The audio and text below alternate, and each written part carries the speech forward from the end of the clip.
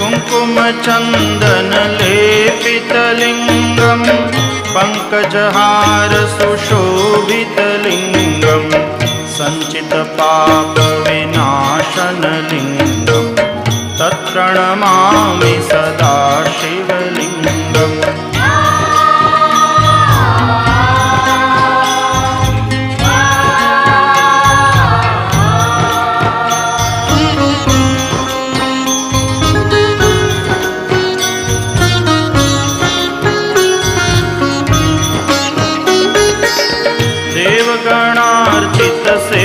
देवगणार्चितसेवितलिङ्गं भावैर्भक्तिभिरेव